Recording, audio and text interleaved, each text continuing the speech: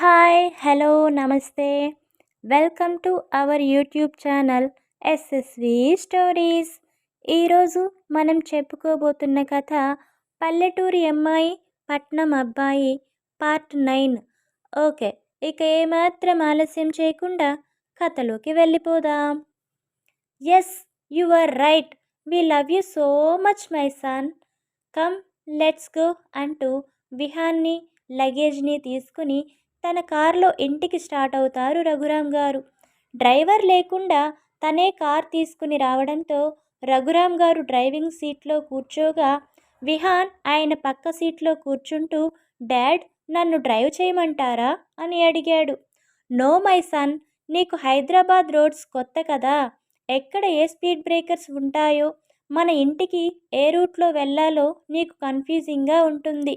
So నేను drive చేస్తుంటాను, నువ్వు రూట్స్ అన్నీ అబ్జర్వ్ చేస్తూ ఉండు, ఓకే అంటూ తనే డ్రైవింగ్ స్టార్ట్ చేస్తారు. ఓకే డాడ్, మీరు చెప్పింది కరెక్టే. నేను అప్పుడెప్పుడో హైదరాబాద్లో తిరిగాను. ఐ థింక్ ఇప్పుడు ఆల్మోస్ట్ అన్నీ చేంజ్ అయిపోయి ఉంటాయి. నిజంగానే నేను అన్నీ అబ్జర్వ్ చేయాలి అనుకుంటూ ఎయిర్పోర్ట్ నుండి రూట్స్, రోడ్డు పక్కన బిల్డింగ్స్, షాపింగ్ మాల్స్, ఇలా ఒకటేంటి ప్రతి చిన్నది గమనిస్తూ, ఓ గాడ్ డాడ్, హైదరాబాద్ చాలా చేంజ్ అయిపోయిందిగా. నా చిన్నప్పుడు ఇలా అస్సలు లేదు. ఇంత తక్కువ టైంలో ఇంత చేజా, నాట్ బ్యాడ్. హైదరాబాద్ బాగా డెవలప్ అయినట్టుంది అంటాడు విహాన్ కాస్తంత ఆశ్చర్యంగా.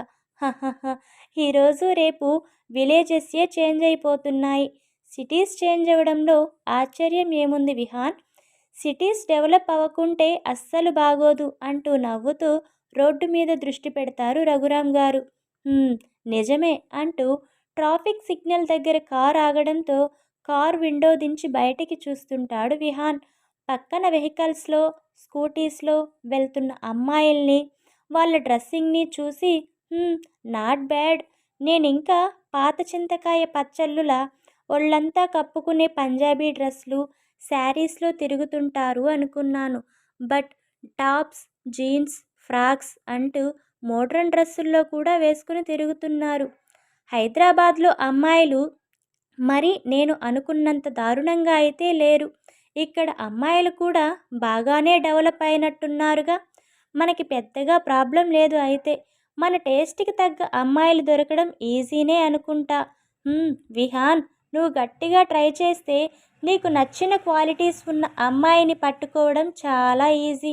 ట్రై యువర్ బెస్ట్ అని తనలో తను అనుకుంటూ హైదరాబాద్ అందాల్ని వీక్షిస్తూ ఉంటాడు. కాసేపటికి గ్రీన్ సిగ్నల్ పడడంతో ఎవరి దారిన వాళ్ళు, ఎవరి గమ్యం వైపు వాళ్ళు ముందుకు వెళ్ళిపోతారు. రఘురాం గారు కూడా తన ఇంటి వైపు కార్ని పరుగులు పెట్టిస్తారు. సరిగ్గా అరగంటలో తమ ఇంటి ముందుకు తీసుకెళ్ళి కార్ని ఆపుతారు. కార్ ఆగడంతో విహాన్ డోర్ ఓపెన్ చేసుకుని కార్ దిగి తమ ఇంటిని, ఇంటూ చుట్టూ పరిసరాల్ని చూస్తూ, నైస్ వ్యూ. మామ్ ఇంటి చుట్టూ గార్డెన్ని చక్కగా మెయింటైన్ చేస్తున్నట్టుందిగా. పార్కుని మించిపోయింది. ఇక్కడ అన్ని రకాల ఫ్లవర్స్, ప్లాంట్స్ ఉన్నట్టున్నాయి. మామ్ గ్రేట్ అని అందంగా నవ్వుతూ ముందుకు నడుస్తుంటాడు. అప్పటికే తన కొడుకు ఎప్పుడెప్పుడు వస్తాడా అని ఎంతో ఆశగా ఎదురుచూస్తున్న జానకి గారు కార్ దిగి వస్తున్న విహాన్ని గమనించి, రంగి, విహాన్ బాబు వస్తున్నాడు, హారతి పళ్ళం తీసుకుని రావే అని అరచి చెప్పడంతో ఆ సదరు రంగి అనే ఆవిడ హారతి పళ్ళెం తీసుకుని రావడంతో విహాన్ని గుమ్మంలోనే ఆపేసి హారతి ఇచ్చి ఆ పళ్ళాన్ని రంగి చేతిలో పెట్టేసి విహాన్ మొహాన్ని, ఒళ్ళంతా ఎంతో ప్రేమగా తడుముతూ, బంగారం, ఎన్నేళ్ళయిందో నిన్నిలా ఇంత దగ్గరగా చూసి, ఎంత చిక్కిపోయావో, అసలు తింటున్నావా లేదా నాన్న అని అడుగుతారు జానకి గారు. తల్లి మాటల్లో, స్పర్శలో ప్రేమని ఫీల్ అవుతున్న విహాన్ ఆమె మాటలకి నవ్వుతూ ఆమెను సైడ్ హక్ చేసుకుని, hi mom, how are you? నువ్వు అనుకుంటున్నట్టు ఏం లేదు మామ్, నేను ఏమీ చిక్కిపోలేదు, చాలా ఫిట్గా హెల్దీగా ఉన్నాను. You don't worry about me, okay? ఇప్పట్లో డైట్ మెయింటైన్ చేయకపోతే చాలా కష్టం మామ్ అంటూ, నువ్వెలా ఉన్నావు, నీ హెల్త్ ఎలా ఉంది ఆల్ ఓకేనా అని అడిగాడు. "హ్మ్. ఏం డైటో ఏం ఫిట్‌నెస్‌నో. ఈ రోజుల్లో ఇదొకటి కామన్ అయిపోతుంది. డైటు, ఫిట్‌నెస్ అంటూ కడుపు నిండగా తిండి కూడా తినకుండా కడుపుని మార్చేస్తున్నారు. నువ్వు ఆ డైట్‌లు పక్కన పెట్టి చక్కగా తింటే ఆరోగ్యంగా ఉంటావు. ఇప్పుడు చూడు ఎలా అయిపోయావో. అక్కడ నీ గురించి, నీ తిండి గురించి పట్టించుకునేవాళ్ళు లేకే కదా ఇలా అయిపోయావు. అందుకే అంత దూరం చిన్న పిల్లాన్ని ఒంటరిగా పంపకండి. అక్కడ వాడు సరిగా తినడు అంటే నా మాట వినకుండా పెద్ద చదువులు చదవాలి అంటూ పంపించాడు మీ డాడ్. ఇప్పుడు చూడు ఎంత తగ్గిపోయావో అని దిగులుగా అంటుంది జానకి గారు. హహహ! మామ్, నీ కంటికి నేనలా కనిపిస్తున్నానేమో. బట్ నేను నువ్వనుకునేలా సిక్కవలేదు. పర్ఫెక్ట్‌గా ఉన్నాను. పర్ఫెక్ట్ బాడీని మెయింటైన్ చేస్తున్నాను. ఇటు చూడు నా మజిల్స్ ఎంత స్ట్రాంగ్‌గా ఉన్నాయో అంటూ తన మజిల్స్ చూపిస్తాడు విహాన్. అవి చూసిన జానకి గారు "హ్మ్. ఏం కండలో ఏమోలే. వయసులో ఉన్నవాడివి. ఆ మాత్రం కండలు కూడా లేకుంటే ఎలా? అదే నా దగ్గర ఉండుంటే ఇంకెంత చక్కగా ఉండేవాడివో" అంటారు. "అబ్బా జాను! నీ కొడుకు ఏమీ చిక్కిపోలేదే తల్లి. యంగ్ అండ్ ఎనర్జిటిక్‌గా జిమ్ బాడీ మెయింటైన్ చేస్తూ అంత హ్యాండ్సమ్‌గా ఉంటే నీ కళ్ళకి చిక్కినట్టు కనిపిస్తున్నాడా?" అంటారు. "హ్మ్. చాల్లేండి సంబడం. నా బిడ్డకి మీ దిష్టే తగిలేలా ఉంది" అంటూ మీ డాడీ మాటలకి ఏం కానీ నువ్వు ఇక నుండి కడుపు మార్చుకోకుండా నీకు నచ్చినవి అడిగి చేపించుకో. ఓకే అంటారు జానకి గారు. హహహ! అలాగే తింటాడు లేవే. ఇక నుండి వాడు నీ దగ్గరే ఉంటాడుగా. నీ చేత్తో నువ్వే వండిపెట్టి నీ కొడుకుని నీకు నచ్చినట్టు తయారు చేస్తువు కానీ ముందు మమ్మల్ని ఇంట్లోకి రానివ్వు. గుమ్మంలోనే నిలబెట్టి మీటింగ్ పెట్టావు అంటారు రఘురాం గారు. ఆయన మాటలకి అయ్యో నా మతిమరుపు మండ. విహాన్ని చూసిన ఆనందంలో మరిచేపోయాను. లోపలికి రండి అంటూ రా నాన్న అని విహాన్ చేతిని పట్టుకుని లోపలికి తీసుకెళ్తారు జానకి గారు. ఆమె వెంటే రఘురాం గారు ఇంట్లోకి రాగా డ్రైవర్ వెళ్ళి కారులో ఉన్న లగేజ్ ఇంట్లోకి తీసుకొచ్చి జానకి గారు రెడీ చేసి ఉంచిన విహాన్ గదిలో పెట్టి వస్తాడు.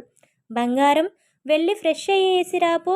నీకు నచ్చిన వంటలు అన్నీ సిద్ధం చేశాను. కడుపు నిండుగా తిందువు కానీ ఆ దేశంలో ఏం దొరికిందో నువ్వు ఏం తిన్నావో అంటారు జానకి గారు. హహహ!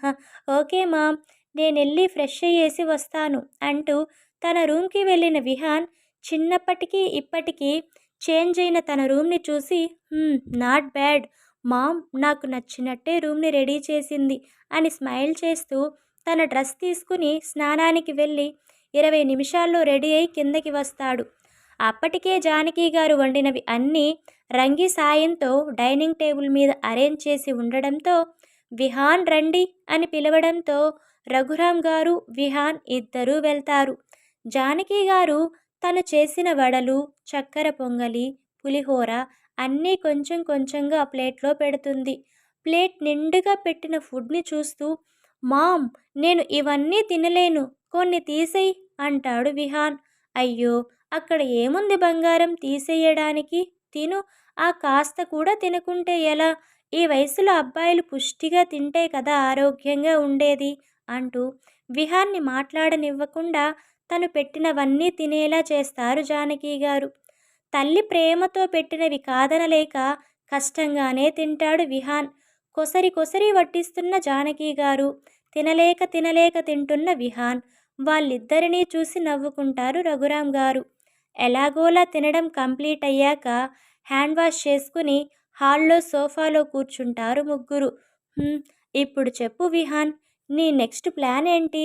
ఏం చెయ్యాలి అనుకుంటున్నావు అని అడిగారు రఘురాం గారు. మీ ఒపీనియన్ ఏంటి డాడ్ అంటాడు విహాన్. నాకైతే నిన్ను మన కంపెనీస్కి సీఈఓగా అనౌన్స్ చేసి నిన్ను మన బిజినెస్లోకి ఎంటర్ చేద్దాం అన్న ప్లాన్ ఉంది అని తన మనసులో మాట చెప్పారు రఘురాం గారు. "హ్మ్, నాకు కూడా బిజినెస్ మీద ఇంట్రెస్ట్ ఉంది డాడ్. నేను కూడా మన బిజినెస్ని టేక్ ఓవర్ చేద్దామనే అనుకుంటున్నాను. ఎండీనా, సీఈఓనా, చైర్మన్నా ఏ పోస్ట్ అయినా నాకు ఓకే. నేను నా టాలెంట్ని ప్రూవ్ చేసుకోవాలి అనుకుంటున్నాను డాడ్ అని తన డెసిషన్ చెప్తాడు విహాన్. Good decision Vihaan. నేను రేపే పార్టీ అరేంజ్ చేసి అందరికీ నిన్ను నా కొడుకుగా, మన కంపెనీస్కి కాబోయే సీఈఓగా అనౌన్స్ చేస్తాను అని సంతోషంగా చెప్తారు రఘురామ్ గారు. రఘురామ్ గారు చెప్పినట్టుగానే విహాన్ని అందరికీ ఇంట్రడ్యూస్ చేస్తారా లేదా నెక్స్ట్ పార్ట్లో తెలుసుకుందాం.